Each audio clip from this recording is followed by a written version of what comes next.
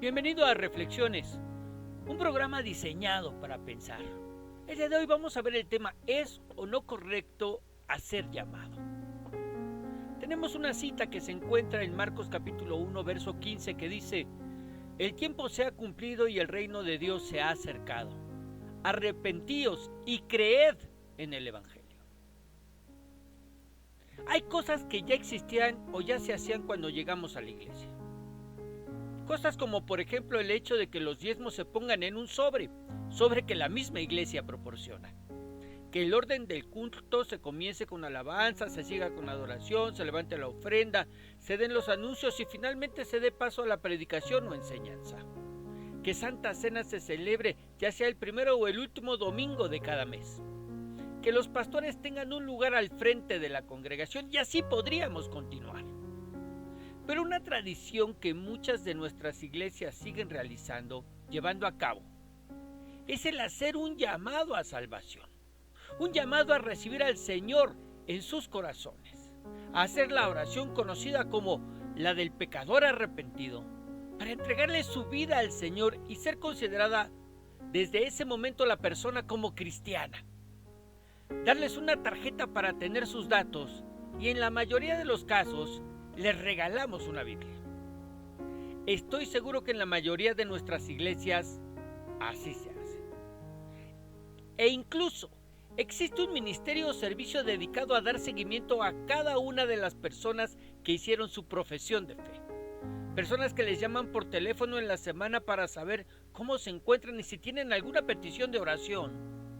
Personas que incluso les visitan para conocerles o que están dispuestas a pasar por ellas para que sigan yendo a la iglesia. Pero la pregunta que me gustaría que nos respondamos el día de hoy ¿es correcto el hacer un llamado para salvación? Porque más allá de que se haga en nuestras iglesias, y estoy seguro de que si le preguntamos al pastor o líderes, ellos nos dirán que siempre se ha hecho de esa manera, desde que ellos eran simples congregantes. Que más de uno de nosotros daríamos testimonio de que de esa manera recibimos al Señor o le entregamos nuestras vidas. La pregunta ¿es correcto? ¿Es bíblico? Y cuando lo planteamos de esta manera, lo primero que viene a nuestras mentes es esta escritura que se encuentra en el libro de Romanos que dice, Romanos capítulo 10, vamos a leer desde el verso 8. Mas, ¿qué dice? Cerca de ti está la palabra, en tu boca y en tu corazón. Esta es la palabra de fe que predicamos. Que si confesares con tu boca que Jesús es el Señor y creyeres en tu corazón que Dios le levantó de los muertos, serás salvo. Porque con el corazón se cree para justicia, pero con la boca se confiesa para salvación. Esta es nuestra cita bíblica que respalda, según nosotros, que se haga un llamado desde el púlpito para que aquellos que quieran entregarle sus vidas al Señor lo hagan. Pero el contexto histórico en que esta palabra se escribe no era ese. Es decir, Pablo no les escribe a los romanos o a aquellos que se encuentran bajo la dominación romana con el propósito de que se haga un llamado para salvación en sus congregaciones. Lo hace bajo estas dos premisas. La primera tiene que ver con un hecho histórico, que dice que soldados romanos iban recorriendo a los distintos poblados y ciudades que se encontraban bajo su dominio, el dominio de Roma, con el propósito de que en la plaza principal se reunieran y frente a un incensario que llevaban, los pobladores declararan públicamente su devoción al César. ¿Cómo se hacía? Bueno, un grupo de hombres conocidos como turíferos, en compañía de soldados romanos, convocaban al pueblo entero en la plaza principal del poblado. Ahí cada hombre y mujer tenían que pasar, tomar un poco de incienso y al quemarlo en el incensario tenían que declarar, César es el Señor. Esto se hacía como un acto de fidelidad y devoción a Roma y al César. Pero además, de esta manera, podían detectar y apresar a los cristianos. Recordemos que estaban siendo perseguidos, porque los que en verdad lo eran no confesaban como Señor al César, sino a Jesús, aunque esto les costara la vida. Ahora, la segunda premisa bajo la cual Pablo escribe este pasaje es doctrinal. Y nos dice lo siguiente, vamos a leer. En Deuteronomio 30, versos 11 al 14, vamos a leerlo. Porque este mandamiento que yo te ordeno hoy no es demasiado difícil para ti ni está lejos. No está en el cielo para que digas quién subirá por nosotros al cielo y nos lo traerá y nos lo hará oír para que lo cumplamos. Ni está al otro lado del mar para que digas quién pasará por nosotros al mar para que nos lo traiga y nos lo haga oír a fin que lo cumplamos. Porque muy cerca de ti está la palabra en tu boca y en tu corazón para que la cumplas. Y continúa. Moisés le advirtió al pueblo en contra de la desobediencia a la palabra de Dios, para que no arguyeran que la ley estaba lejos de ellos. Moisés les recordó que no tenían que ir al cielo ni atravesar el mar para hallar la palabra de Dios. Estaba en sus labios y en sus corazones. Pablo aplicó esto a Cristo, el Verbo, según Juan 1:1, y destacó que Israel no necesitaba subir al cielo para traer a Cristo, ni bajar al abismo para hacerlo subir, debido a que la palabra de salvación estaba cerca a ellos para que pudieran creer y ser salvos. La salvación viene cuando los pecadores confiesan que Jesús es Señor, el Todopoderoso Dios, y creen en su corazón que Cristo está vivo de entre los muertos. Lo que se cree en el corazón se confiesa con la boca. Algunos de los judíos en los días de Jesús no le confesaban con franqueza. ¿Dónde dice esto? Juan capítulo 12, versos 42 y 43. Con todo eso, aún de los gobernantes, muchos creyeron en él, pero a causa de los fariseos no lo confesaban para no ser expulsados de la sinagoga, porque amaban más la gloria de los hombres que la gloria de Dios. Ahora, de cualquier manera, el propósito con el que se escribe el pasaje de Romanos no es para instruir a la iglesia a hacer un llamado para salvación. Es para que sepamos quiénes son verdaderamente discípulos del Señor. Aquellos que no dan marcha atrás a su fe. Aquellos que no son como estos de los que estamos leyendo en Juan 12:42. Que creyeron, pero que aman más la gloria de los hombres que la gloria de Dios y por lo tanto no lo confiesan como tal. Es para que sepamos quiénes son verdaderamente discípulos del Señor. Aquellos que no dan marcha atrás a su fe. A quienes en verdad la luz del Evangelio les ha resplandecido y le han entregado sus vidas al Señor. Pero además, en ninguna parte de la Biblia nos encontramos con que los discípulos hubieran hecho un llamado a salvación. En el discurso que Pedro da después de que el Espíritu Santo descendiera con poder sobre ellos, en Hechos 2, Pedro no hace un llamado a recibir a Jesucristo en sus corazones. Más bien les dice, vamos a verlo, Hechos 2, 36 al 39. Sepa pues ciertísimamente toda la casa de Israel, que a este Jesús, a quien vosotros crucificasteis, Dios le ha hecho Señor y Cristo. Al oír esto, se compungieron de corazón y dijeron a Pedro y a los otros apóstoles, varones hermanos, ¿qué haremos? Vamos a hacer una pausa. Él está dando testimonio acerca de quién es Jesucristo.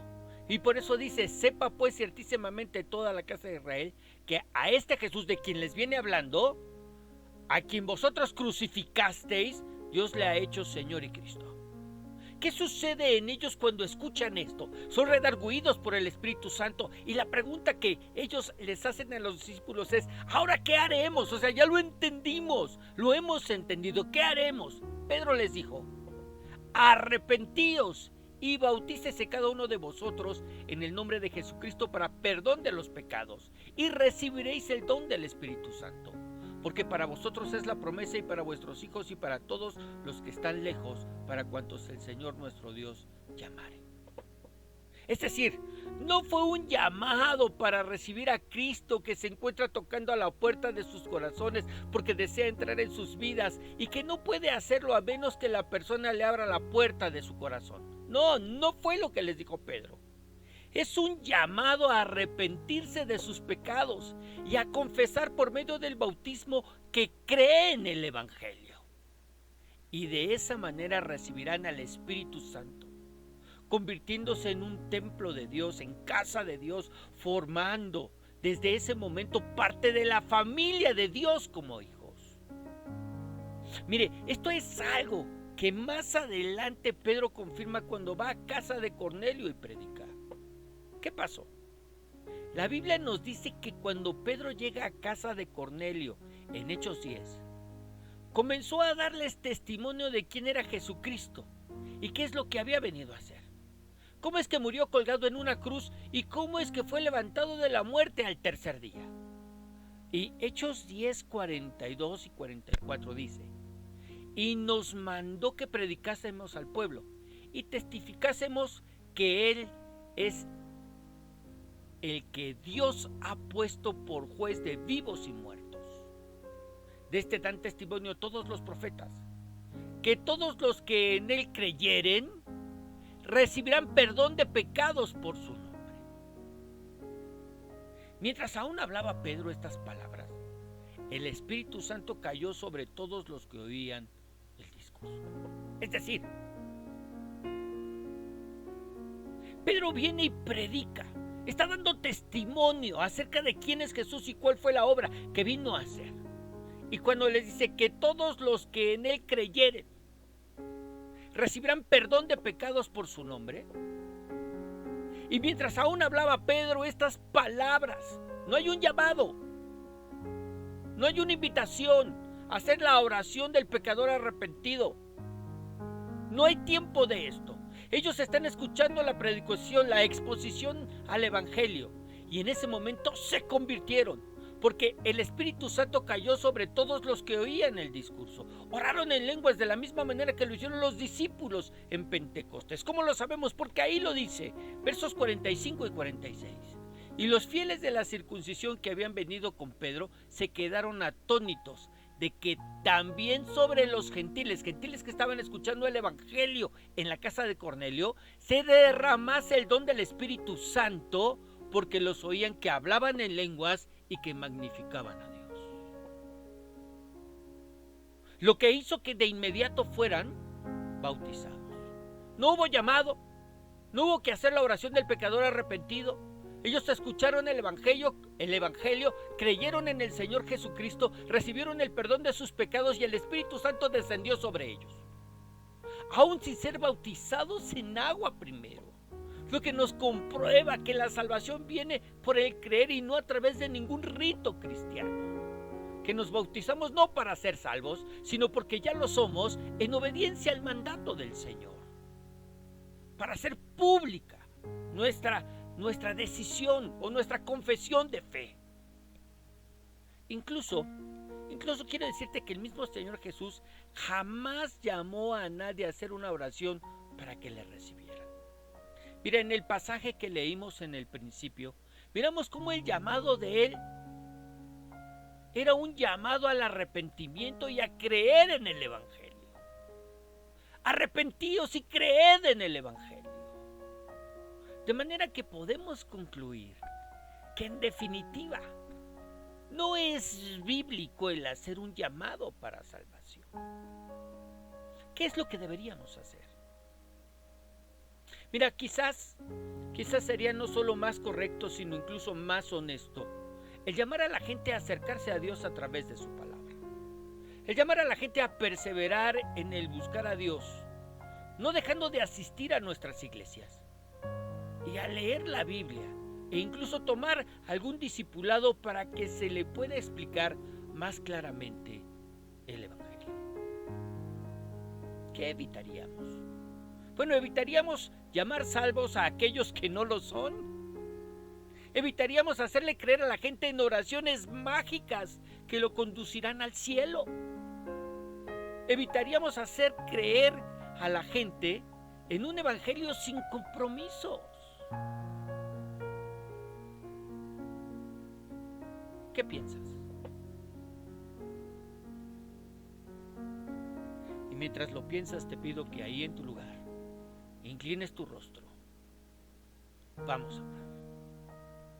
Señor Dios y Padre Celestial, hemos ido a tu palabra y tú nos haces reflexionar en estos temas. Temas no poco importantes para la salud de nuestras iglesias y nuestras. Señor, en el nombre de Jesús, permite, Padre Celestial, que esta palabra nos lleve a reflexionar y nos lleve a tomar decisiones.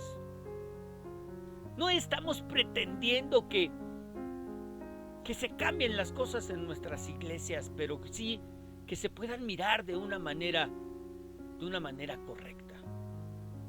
No pretendemos con esto que la gente deje de hacer un llamado, pero sí que entendamos que aun cuando las manos se levanten y la gente llene una tarjeta y se lleve una Biblia, eso no quiere decir que la persona sea salva. No podemos engañar a la gente diciéndole que aunque lo hizo con sinceridad, es salva. Porque para eso necesitábamos mirar el fruto de la presencia del Espíritu Santo en sus vidas. Dios, en el nombre de Jesús, permite que sí podamos entender, Señor, y que podamos hacer las cosas de la manera correcta. En el nombre de Jesús te lo pedimos. Amén.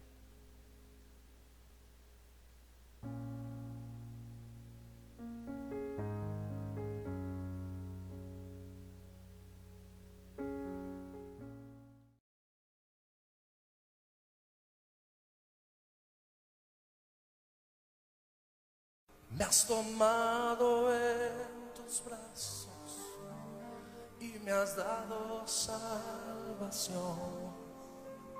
De tu amor has derramado en mi corazón. No sabré agradecerte lo que has hecho por mí. Solo puedo darte ahora mi canción.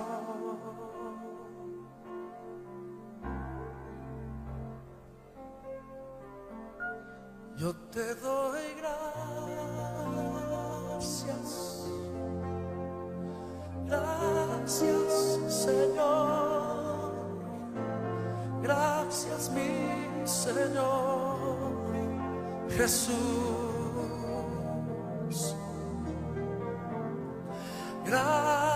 Gracias, muchas gracias Señor, gracias mi Señor Jesús.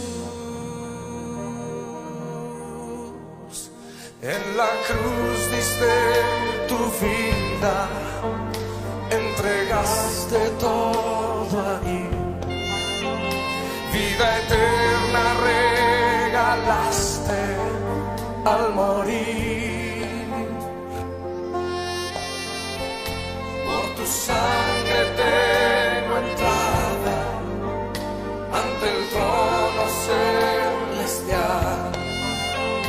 Puedo entrar confiadamente ante ti.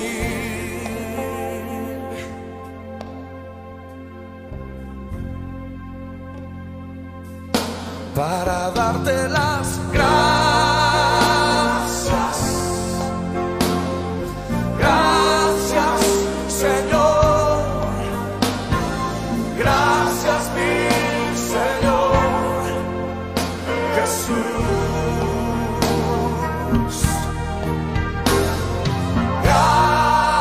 Gracias, muchas gracias Señor.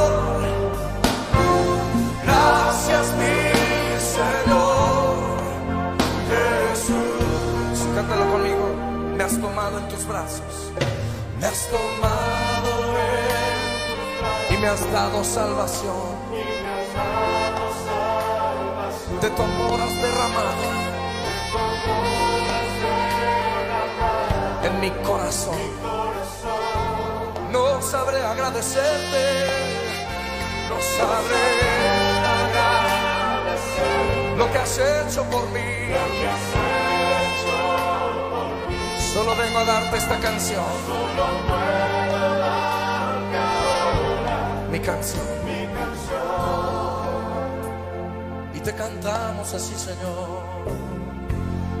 Levanta tus manos y díselo. Gracias,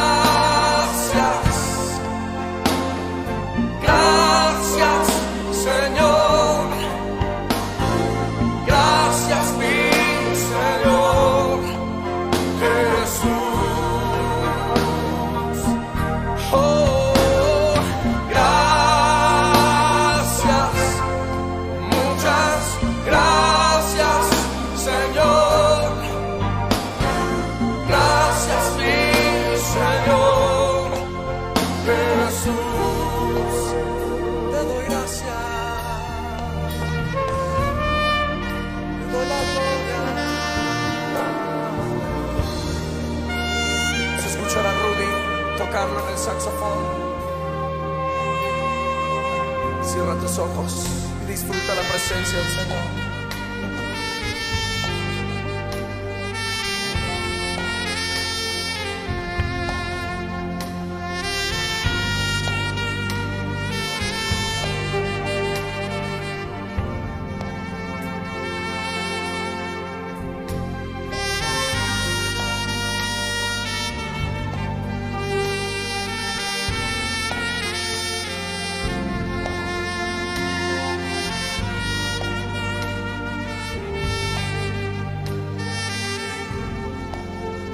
Cantamos a ti, Señor. Te damos las gracias. Cántalo de nuevo. Gracias, gracias, Señor. Gracias, mi Señor Jesús. Dale gracias.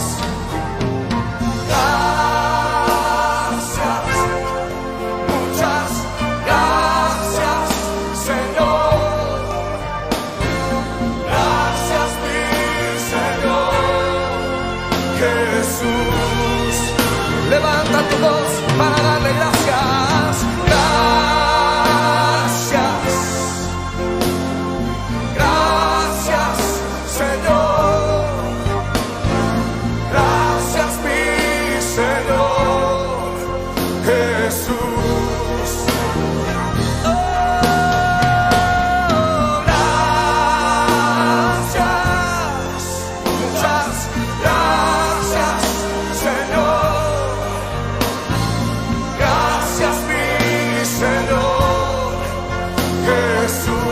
Que nos oigan en todo el Distrito Federal. Cántaselo fuerte. Gracias, gracias, Señor. Gracias, mi Señor Jesús.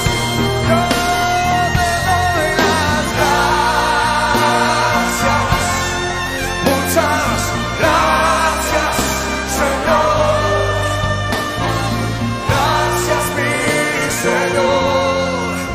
Jesús, y ahora en tus propias palabras levanta un cántico nuevo.